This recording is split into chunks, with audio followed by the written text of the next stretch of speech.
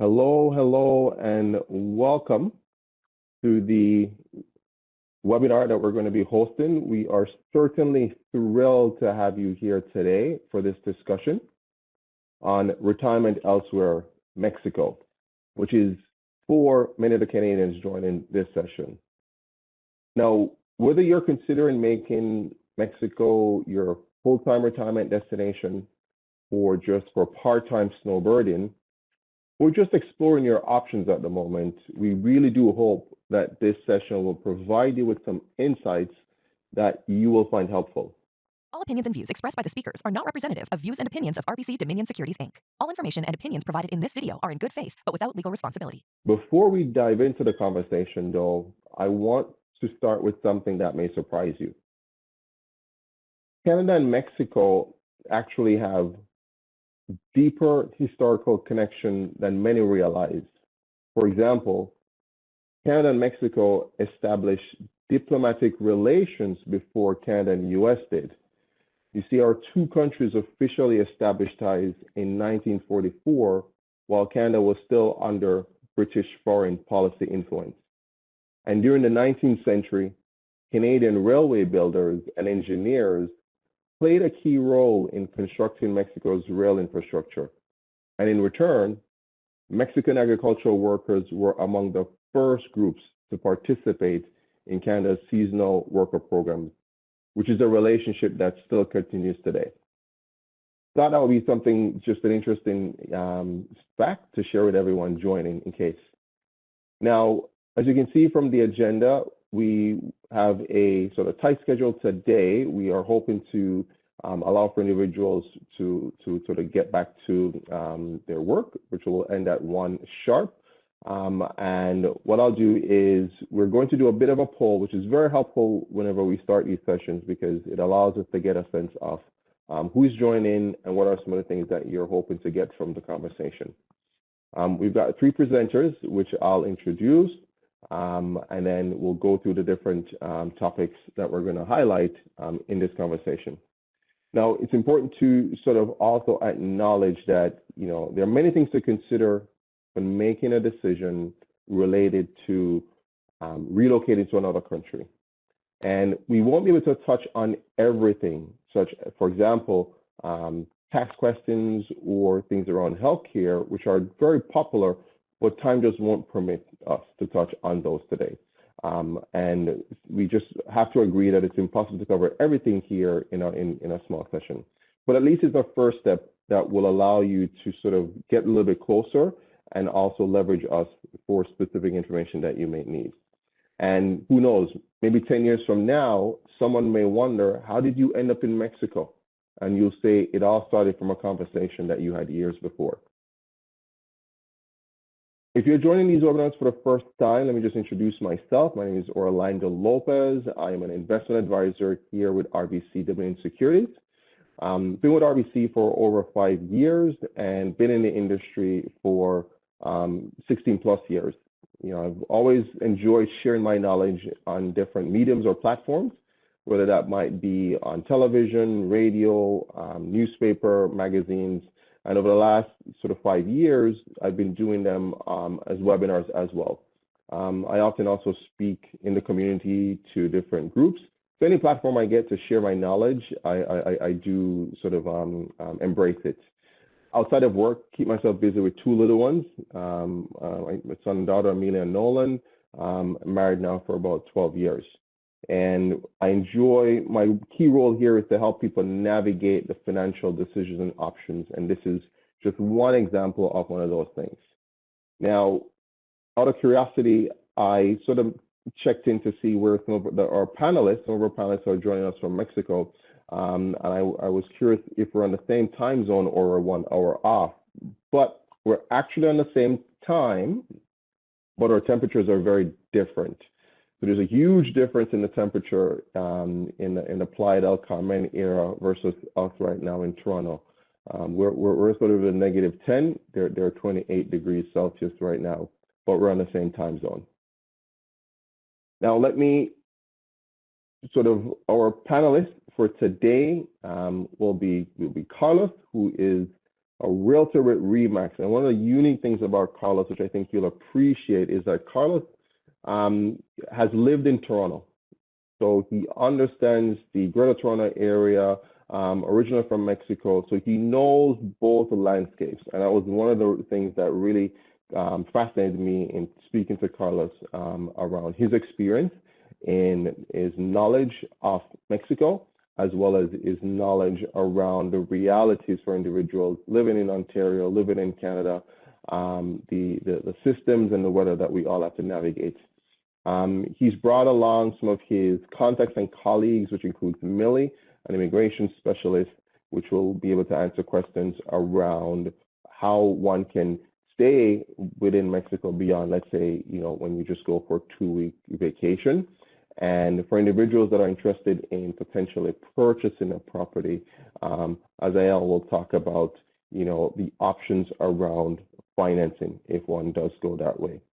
So as I'd mentioned in the terms of the agenda, we're going to go to some quick polls. So if you can just scan the QR code, and that will allow for you to sort of, get into the poll, and we'll have a few questions. So let me just pull up those polls here. One quick second.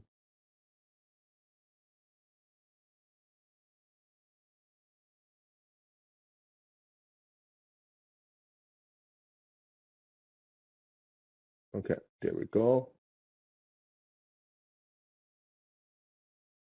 Technical issue, got logged out, but I'm getting back in right now. Okay, there we go. So the first question on this poll, and we'll see everybody who's signed in, we'll see that as you vote live, is have you visited Mexico in the past?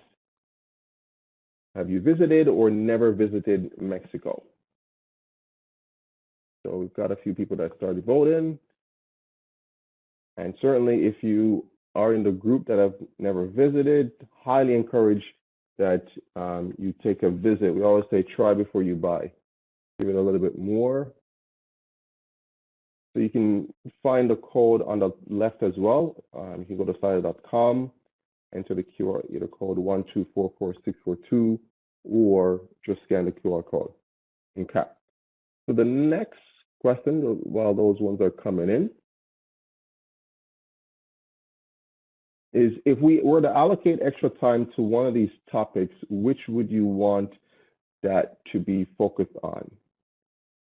Is it the real estate details, the immigration nuances to navigate, or the mortgage options? We're going to touch on all, but it's just helpful for us to know, those that are joining, where you want us to lean a little bit more. Looks like it's a tight one. It was 43 and 43, and then, oh my, I've never seen this. I don't think I've ever. Okay. It was a pretty close one for a minute there. And it would seem that immigration is a tad bit more, followed by real estate. So we're going to still go in our order. Carlos is going to touch on the real estate side first, but then he just knows he's going to be a little bit generous and shave off a little bit to make sure that Millie is able to touch on the immigration pieces. That was a close one. So let me now go back, and at this point, I want to then, also give you a little bit of context in terms of, the role that I play as it relates to these. So let's say my role as a financial advisor is to help individuals understand the what if. What if you so choose to buy a property in Mexico? What if you so choose to buy a property for $900,000? How much does it impact your lifestyle spend? So I've shown you 3 options here. My role here is to help individuals understand, based on their resources, pension, investments, or real estate, and if they're going to liquidate a property, what does it allow you to do so that you don't run out of money, right? And I showed option 3. It's a scenario of an individual that sells a property and then uses that lump sum for just their lifestyle. So then they will be renting. So you sort of see, it's all about prioritizing and compromising. And that's sort of where I come in, to help individuals understand what their resources would allow. Would it allow you to have a lifestyle in Bermuda or Mexico? And if in Mexico, where in Mexico based on different price points? So without further ado, I'm going to hand it over to Carlos to then touch on the real estate side, since we're talking about price tags and what would be reasonable within one's resources. So Carlos, over to you, and thank you for being part of this conversation. Thank you so much, Orlando. I really appreciate you inviting us over to share a few minutes with the audience, and I appreciate the warm welcome. As you mentioned, I am an international real estate advisor, and I am here and very excited to guide you through the opportunities available in the Mexican real estate market. If you are considering retiring or investing in Mexico, I would assume that this is the perfect session and the perfect season to get a better understanding. So today we're going to be covering a few different areas. We'll start with where to buy and the pricing trends.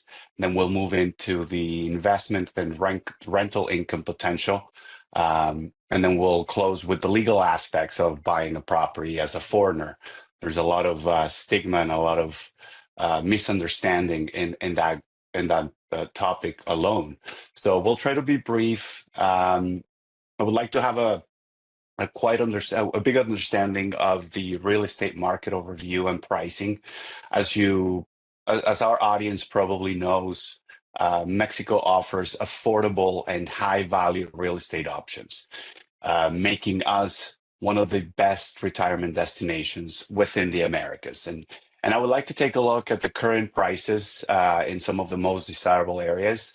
The proximity of the Mayan Riviera, the access to the new airport in Tulum, and having several flights on a daily basis to Cancun would be my first point of focus.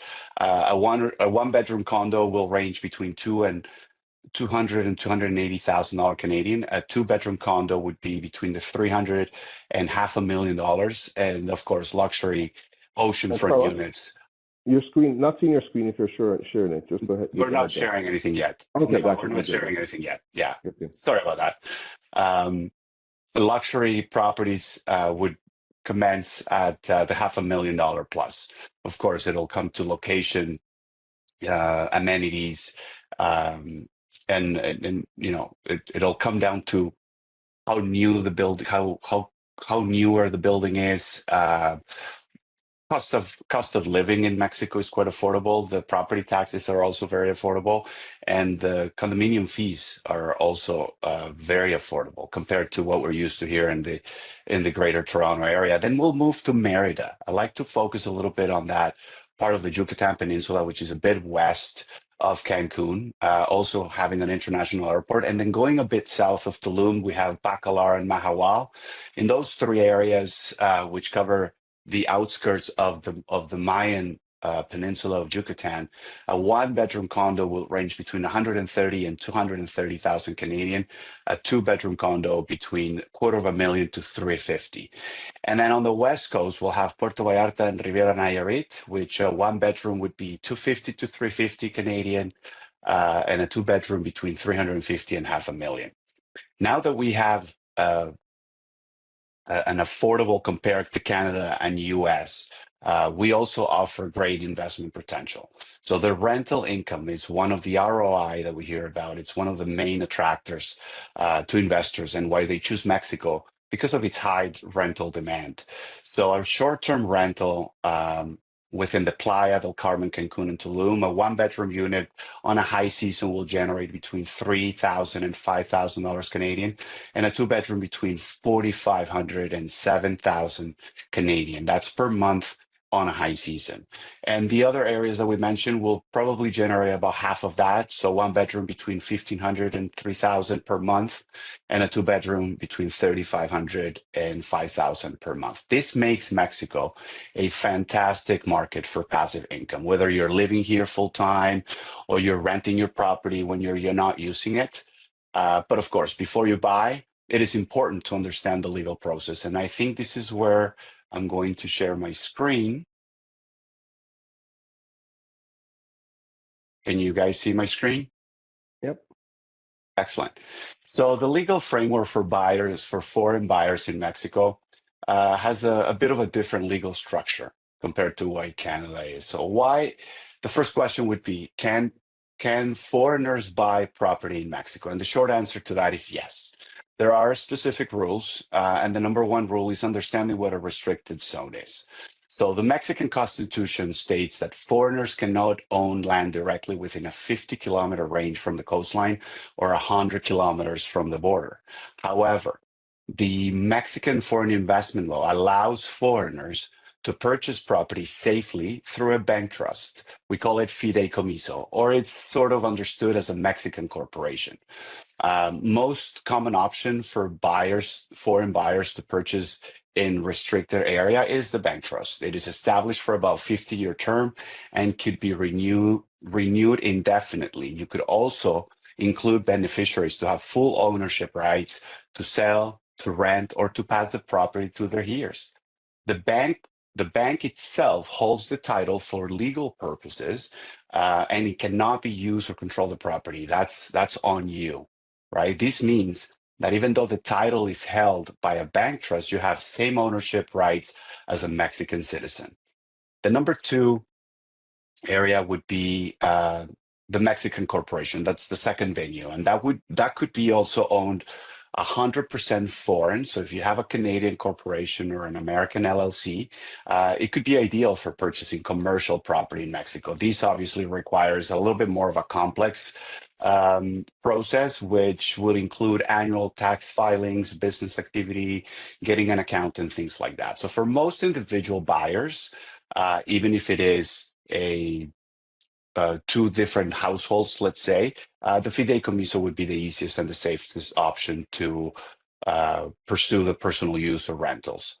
Now, I like to talk about the processing, the purchase processing process, step by step. So the first thing you would do, like here, we would present, obviously, find the property, and once we find the right property, we present the offer, just like we do here.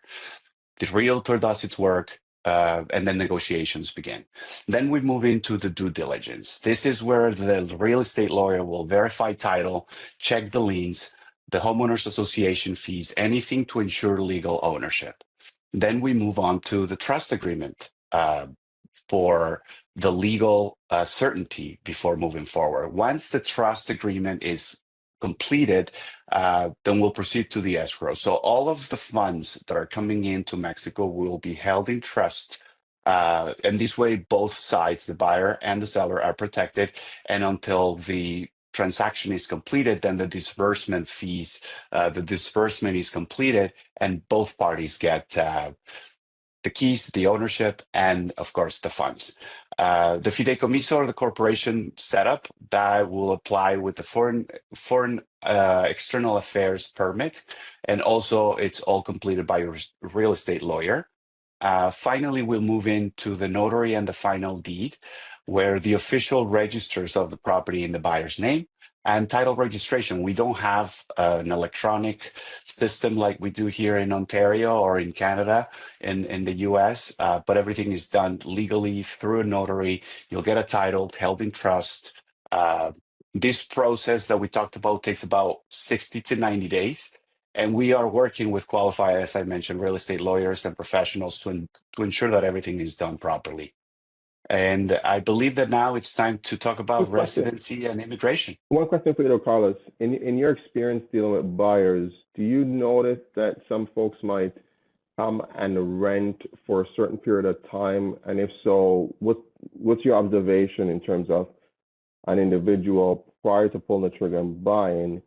Are they individuals that may have been coming and going to Mexico for 2 years, 5 years? Like, what do you typically notice? Is there anything that stands out? Absolutely. I speak to people that have been in Mexico. They've never been in Mexico. And so, as you mentioned, if they've never been in Mexico, it is recommended that they spend a little bit of time there, see what areas, even if you're in the know of thinking where you want to be until you live there and you get to feel the ambiance. People, I worked I worked the entire Mayan Riviera for about 6.5 years, and people would come thinking they want Tulum and they end up purchasing elsewhere. And with Mexico offering so many different beaches and different destinations, it is important that you get the feel with the type of community that it's around. You know, most of these communities that are close to the beach will have a high, and Millie won't let me lie about this, they will have a high percentage of expatriates that have moved and relocated to Mexico, or they just do the snowbird. This is the time where they're down there. They don't want to shovel the snow. They don't want to drive in. They don't want to have to hassle in the summers, come back to their home countries, right? Got you. Okay. Yeah. Makes sense. Makes sense. So, and then Millie, so now over to Millie, who you're probably speaking to lots of individuals that are thinking about the move, you know, and staying beyond just a quick visit to Mexico, which is, you know, has a lot to offer as a tourist destination. So over to you in terms of what you would advise individuals. Okay, well, there are so many ways to apply for. First of all, nice. Thank you for inviting me to this meeting. My name is Millie. I have been doing immigration papers for the last 18 years. So we're very updated in everything that is happening right now in the immigration office. And well, basically, I just want to talk about all the immigration processes because there is a lot of information, and I know that you read a lot of things in internet that are true, others are not true. So always better. That will be my first advice, actually. Always consult an expert, especially on the place that you are moving. I am in Playa del Carmen, so a lot of the information that I am going to give you, it is just from this area. If you are thinking in moving to a different city in Mexico, I recommend that you contact someone from that area because the rules change from one immigration office to the other immigration office. So basically, right now, we have a lot of people moving to Mexico, especially Americans and Canadians. And my advice to apply for a residency is starting everything in your home country. How? Well, the first step, it will be contact the Mexican consulate in the city where you live. Almost every city has a Mexican consulate. And if you don't have it, you can choose the closest one to you. Some consulates will accept people like Canadians to US or US people from US in Canada, like in Canadian consulates. It really depends. So that part is very confusing because every consulate, Mexican consulate has their own rules. Everything is based in the minimum wage in Mexico. How do you apply? You apply in two different forms, like the generals, because there are 1 million ways to apply. The two main ones are if you have savings, then you can apply for temporary or permanent residency. If you are still working, you can apply with your income. If you are already retired, which is the best option, you can go directly to permanent, but that will depend too from the Mexican consulate. So how much money do you need? Talking about Canada, so doing the conversion in Canadian dollars, remember that everything is according to the exchange rates. The numbers that I am going to tell you may be different, like a little bit in every consulate. For example, if you want to get a temporary residency because you have savings, the amount that you need to prove in your bank statements for the last 12 months as a balance. That doesn't mean that the money needs to come every month. You just need to keep the same balance for the last 12 months. It is in Canadians, 98,000 Canadian dollars. That's For temporary, savings. for temporary one. For temporary. Or if you are retired, you need to receive as a pension 5,825 Canadian dollars for the last 6 months. You cannot combine. You cannot say, I have these savings that are not enough and I have this retirement. You cannot say, I have this and this, let's put it together and get a residency. Or you show investments or you show your pension. You cannot combine. The same if you are working and you're still receiving an income, the amount will be the same as your pension, 5,824 Canadian dollars as your salary per month that you can prove in your bank statements that you're receiving at least this amount. Now, if we talk to permanent, the amount is higher. For savings is 388,000 Canadian dollars for the last 12 months. Or if you have a retirement is 9,700 Canadian dollars just to get the permanent, which is the best option. I know that a lot of people will say, but that's a lot of money. Why Mexico is asking and requesting that we have all this money in our bank accounts? First of all, yes, believe it or not, a lot of people have this money in their bank accounts. Secondly, it is more because, of course, Mexico wants that you come and spend all your money here in Mexico buying properties, all your savings and everything, please waste it in Mexico or enjoy it in Mexico, however you want to call Tequila and it. tacos. Tequila, tacos, and properties. Yeah, so what I mean is that I know that these amounts that the law require, sometimes people cannot cover these amounts. It is like, believe me, I have clients that say, are you crazy? Like, it is not even like me, like saying how much money you need to like show. It is the government of Mexico who is asking that you need to have this money. So anyway, there are more options that are more available for people, especially that I see that a lot of people in this meeting that we have right now have been in Mexico in the past. So right now, there is a new trend in immigration. And I say new trend because everybody is talking about it. It's called the regularization program.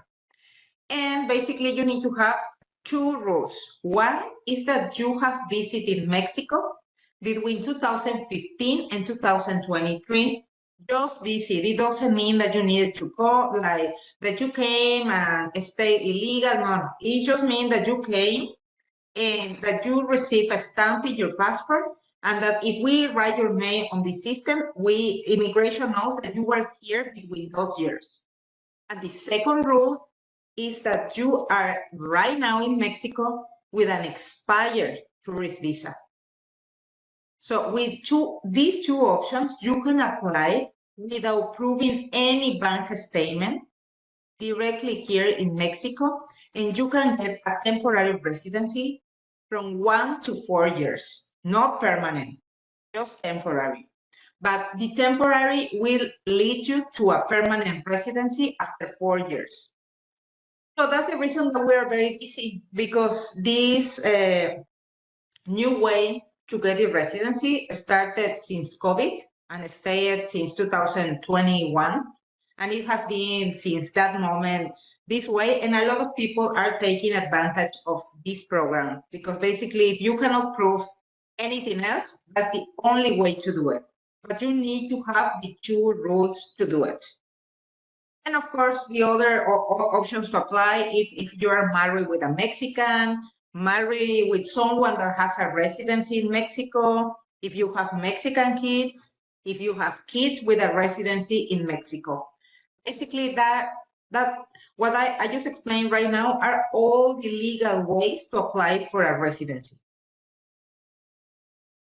And question before we move on. So the time, so with a temporary one, the maximum period you're able to stay in a 1 year, in a 12-month period, how long would that be? Like, what's the temporary residency? It is from 1 to 4 years is the maximum that you can have it.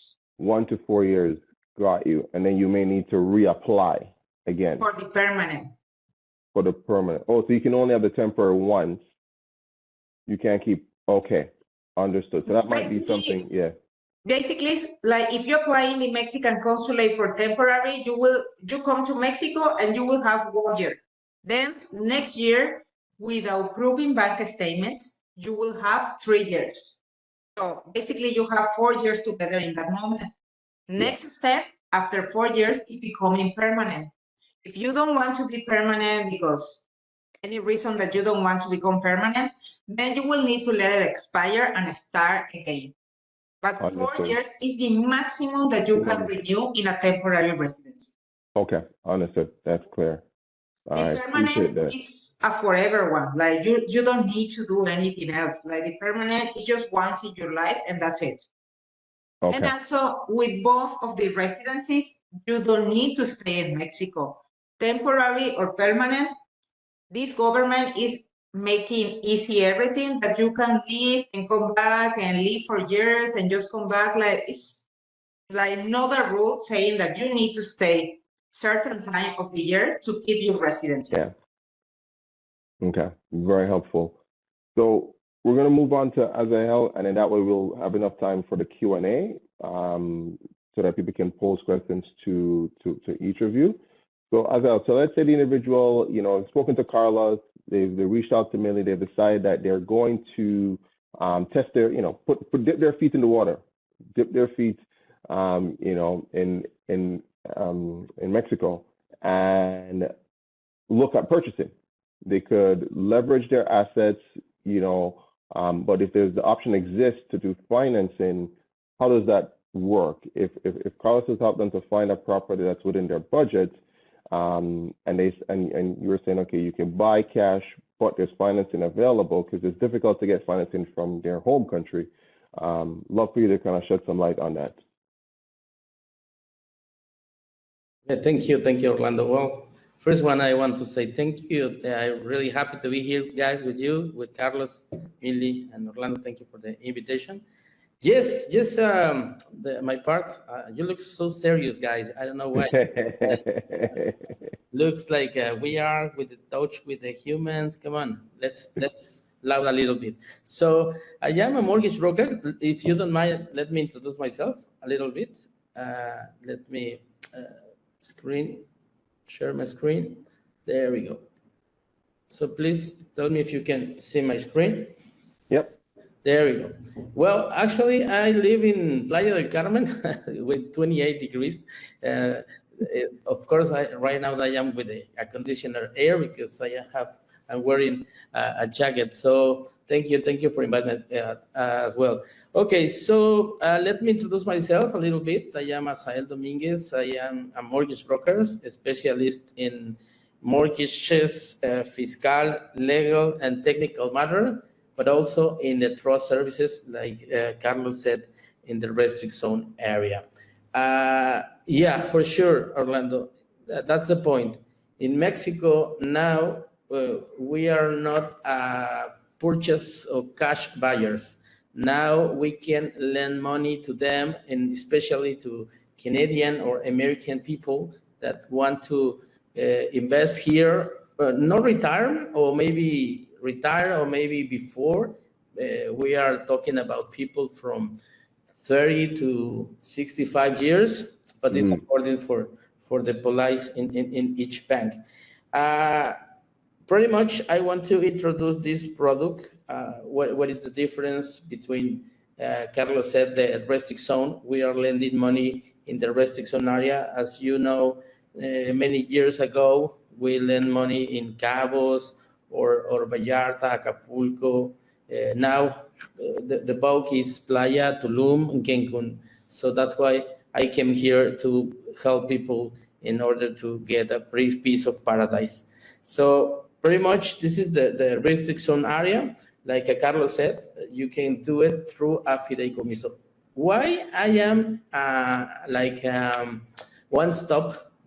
Because I can help you with the fideicomiso, with the mortgage as well, and with the closing, because we are exactly the same as a bank, because I have all the rights with my franchise, SOC, and CAF. So pretty much, Orlando, this is the difference between other lenders that we have right now. Look, we have 50% down payment. The other lenders have 30% down. So that's a big difference in case that you need a little bit more down payment. 100% online and remote will be all the operation. So you don't have to stay here or send documents, paperwork through FedEx or wherever. Everything, it has to be online. So that's very important. The loan that we provide is just in 5 working days. In case that we take a little bit 2 or 3 days more, it's too common.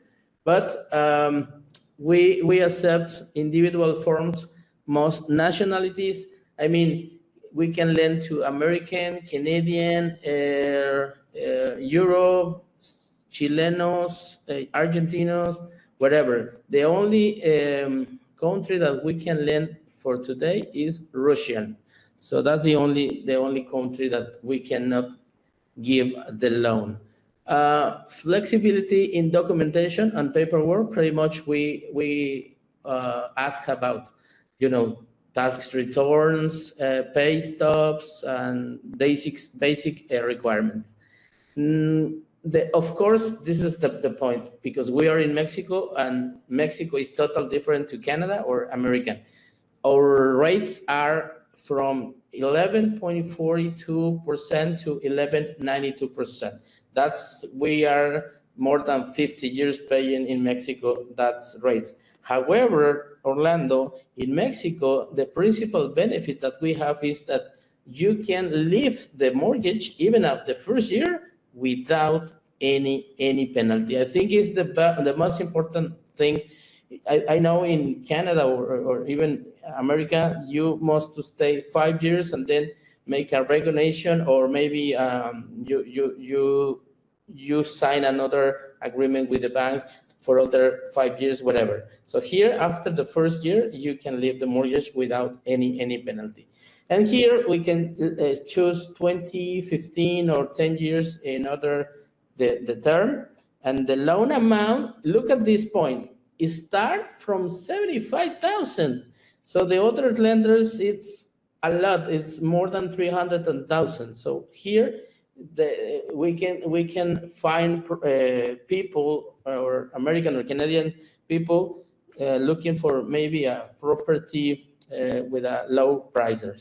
So I think this is very, very important slide, and pretty much that's the requirements from us, and it's very important that you have to know just the basic requirements that we accept people from 25 years to 75, employment or self-employment. We accept as well people under 725 score, or say 680, but in case that the people has more than 720 score, we can get the formal approved immediately. In case that not, we must go to a committee for further revision.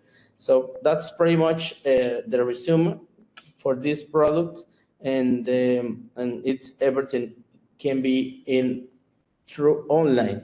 So I think, let me go back with you guys. I think it's a very good tool for the brokers, for Carlos, for all the real estate agents. But I know that you are in Canada, and some people looking for mortgages or HELOC in Canada to buy here. But as you know, I have a news for you guys, because today I want to say one important news, that we can open an account for American or Canadian people without a permanent resident or temporary resident. So that's a very, very important news. Just, I can give you a Visa card. You can spend your money in Canada or in one part of the world. Of course, it's a debit. It's not a credit. Of course, it's a debit. But that's a good news for you guys, because if you come to live or spend your time here, you can spend your money with that Visa card. So that's in resume, Orlando, how does the mortgage work in Mexico? Okay, thank you. That's a lot of good info, and it's good to know that we are on the good list, the green list, so Canadians can get financing. It's not the case in different jurisdictions, which probably, let me just touch on something and then we'll open up for Q&A. So, on a high level, folks, these sort of conversations, what I want you to take away from it is that you have options, and that there are, be aware of your options. That's the first thing. And then my role in all this is to connect people with the information and then connect them with the people around what's possible. What is it that you're hoping to do and when? And that's sort of one of the key things that I try to focus on in helping people to map out what they want their resources to allow them to do, right? The challenge individuals have is sometimes they are delaying when they are starting to think about these things and to start taking action. As I mentioned, that there are individuals that are sometimes in their 30s that they are eligible and that they can actually, purchase. So these things are not things to wait until you are at 65, then you start researching about properties, looking at can you afford A versus B, and then purchasing. These are things that you can start exploring early. That allows you to navigate and to make shifts, because if I'm helping an individual figure out what their options are, but it's not satisfactory, then we can look at what could make it work. Do we need to increase the portfolio, the rate of return, what they're saving? Do they need to work a little bit longer? So all of those. So just wanted to touch on that, because then that allows you to go in and make informed decisions, whichever jurisdiction you're going to go, right? Whether it's going to be Mexico, Portugal, Belize, Costa Rica, that's my role to help you sort of map things out. So I'm going to then open up for Q&A, and everybody's contact is there. So at this point, I'm going to keep an eye to see if anybody has any questions. Let me just take a quick look to see. There is a raise hand feature. Let me just this here, and we've got one question. I'm going to unmute.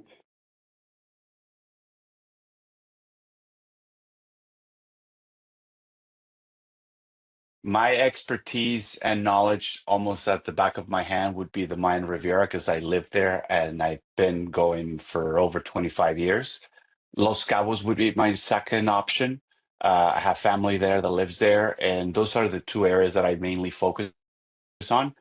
However, if you are interested in any other areas, there's a lot of secluded areas, not necessarily surrounded by water, either Pacific or Caribbean side. We've got partners in every state. We have access to the MLS system of Mexico, so we would be able to cover Mexico, South America, and provide you with guidance in the best way possible.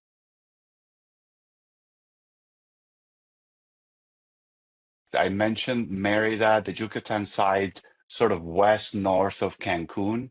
And I also mentioned a couple of areas south of Tulum called Mahahual and Bacalar. It is all interconnected all through 307 going south all the way to, I guess, all the way to Belize.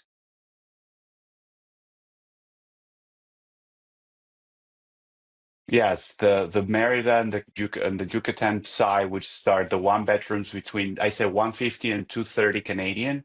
A two bedroom would be 250 to 350.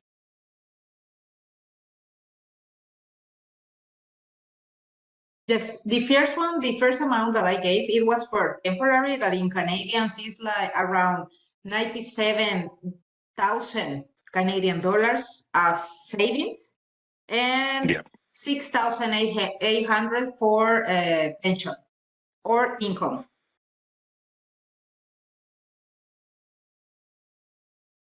I think it comes down to personal taste. I've been doing this for quite some time. So the first question I always ask is, what's the purpose of the investment? Are you looking to spend time? Do you like doing beach activities? Are you more into the jungle? Do you like to learn a little bit more into the Mexican culture? Or do you like that more Americanized, resort living sort of thing? So when it comes to desirable areas, it'll come down to your wish list and what you're interested in doing. If it's a long-term investment, if it's just, to generate income, I would definitely say focusing on the most proximity to the beach. I find that the market has been, back in the day, I feel like 2-bedroom, 3-bedroom units were very popular. Now all of the development it's merging towards condo units or 1-bedroom studios. So I would assume if that is the purpose of the investment, just to generate income, desirable area, it'll come down to what you like. But if it's, making money, location, location, location, as it always is for real estate.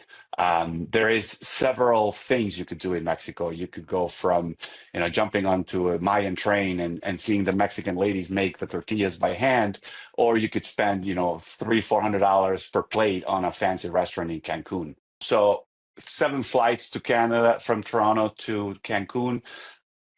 Tulum Airport, I think, is flying 3 or 4 times a week. I think in terms of proximity and convenience, I would say if you're into the Mexican culture, I would say south of Cancun, so Playa del Carmen, Tulum, Bacalar.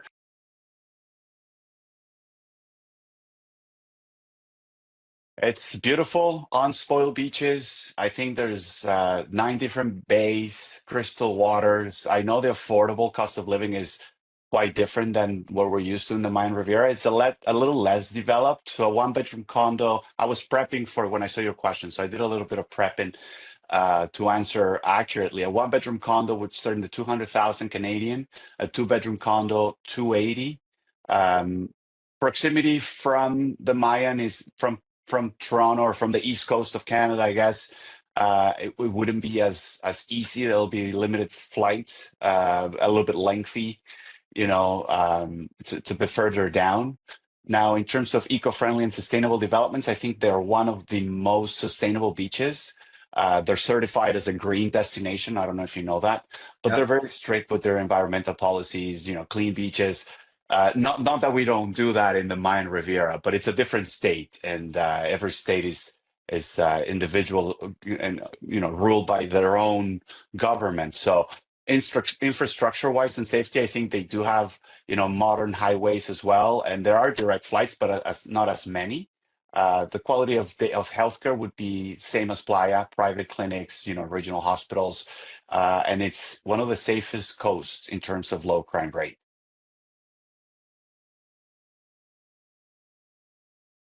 Not as comprehensive for Mexico. One of my clients actually did make the move to Belize. That's one of the first locations I done the webinar on when I started this series, Retirement Elsewhere. So initially we did Belize, Costa Rica, then we did the US, Portugal. So I've got a client that actually she just probably came back from Portugal. So I haven't had anyone in terms of Mexico, but it was a place of interest that came up for individuals. So, I would say probably a work in progress is where we're at with that. I was going to say we've all dealt with. I'm sure Asael and Mili have dealt with people doing the entire move as a full time. So in terms of a case study, you and I can connect afterwards, and I can give you a little bit more specifics. Like I said, I thought that question was for me. I didn't think you would ask Orlando for that because he's sort of new in Mexico, and that's kind of how we started connecting. But yeah, I mean, absolutely, there's. Everybody in this call will be sort of part of the move if that was the case. I would start definitely with the financial and tax planning, and then move into residency and immigration. Obviously the purchasing of a home, moving logistics. I've seen people move their car. There's got to be some sort of limitation. There's got to be a certain age of it, and then the healthcare. Getting private health insurance, which would be significantly cheaper than Canadian plans. And then obviously adjusting to life, opening bank accounts, setting up bills, utility names. If you have kids, relocating. I mean, I went through the process myself, so I think I missed that part real quick, Orlando, at the beginning. So I was born and raised in Mexico, but when I came to pursue an ESL in my 20s, I decided to become Canadian. Until 13 years later, I went back to Mexico. So I lived in the Mayan from 2015 to 2020. And then I came back to Canada because of my kids. So I went through that process 3 times.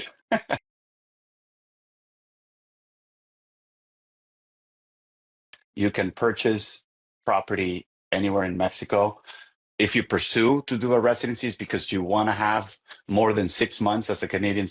If I'm correct, Millie, they can get 180 days as a tourist and come in and out as they please. If they want to pursue a residency, for different purposes, you want to save on, capital gains, or you want to get discounts when you're living locally. Once you become a resident, you'll get definitely a better rate because you're a local now. But if you're not looking to relocate to Mexico, you just want to purchase, you do not need a residency. Hope that answers the question. All right. Thanks, Carlos. So just in the interest of time, there's about 4 minutes to the hour. I certainly, want to thank each and every one of you, Carlos, Millie, Azael, and Carlos also had a colleague that was helping behind the scenes. So we've been working on this for a while. It's great to see the engagement. Thank you for everybody that joined. Hope you found informative. Like I said, I think we were just sort of scratching the surface.